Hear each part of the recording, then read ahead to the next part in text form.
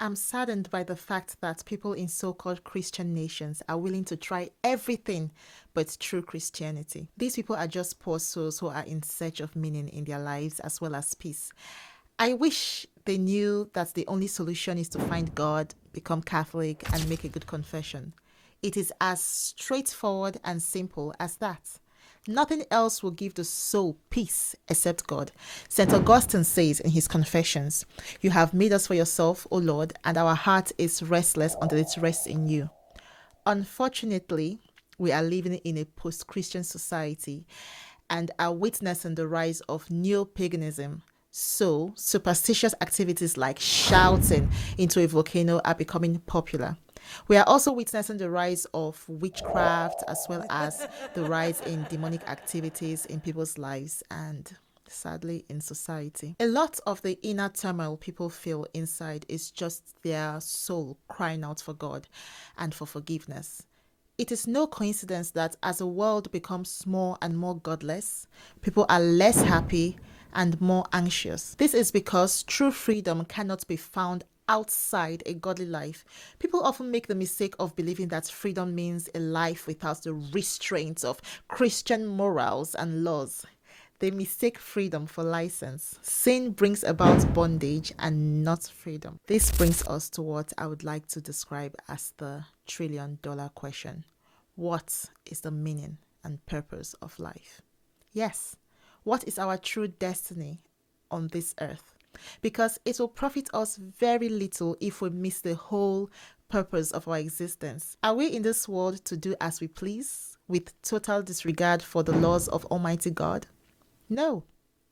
The purpose of our life is to do the will of God. I know that this is a controversial thing to say in this generation, whose mantra is do what makes you happy, but this doesn't make it less true. But what if what makes one happy is to lie, cheat, steal, and hurt people? Anyway, I digress. True freedom comes from doing the will of God, and doing the opposite enslaves us. We become slaves to sin, to our flesh and desires, to the world and all the comforts it has to offer, and ultimately, we become slaves to the devil who hates us and wants nothing else but to see us in hell with him. Both reason and revelation tell us that God is the beginning and the last end of our life. Acts chapter 17 verse 28 says, "For in him we live and move and are." And Romans chapter 11 verse 36 says, "For of him and by him and in him are all things." Being creatures of God and the work of his hands, we belong to him absolutely. Hence, the last end of man can be nothing else but God from whom he came. However, our submission to God's holy will must not be founded on servile fear. We shouldn't serve God just because we are terrified of the punishments of hell, although that can be a good deterrent against a life of sin. What is required of us is a voluntary loving and generous self-surrender to his will. True happiness can be found only in seeking God's honor and glory by doing his will. God asks no service from us which does not promote our highest welfare, and no glory in which we, his creatures, do not share. God seeks his glory in our happiness. What I'm trying to say is that it is in our interest to serve God, and we should be careful lest we fall into the sin of Satan, who said, "Non serviam," which is Latin for "I will not serve." We all know how he ended up. He ended up in hell. I will end by saying I know it is no longer fashionable to be a good and practicing Catholic who holds onto the orthodox teachings of the Catholic magisterium.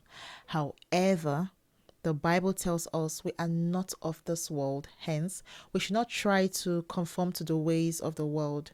We should also ask God for the grace to do his will, because without his help, we can do nothing. Thank you for listening. Please like and subscribe to this YouTube channel, and feel free to share this episode with your friends and family. See you next time.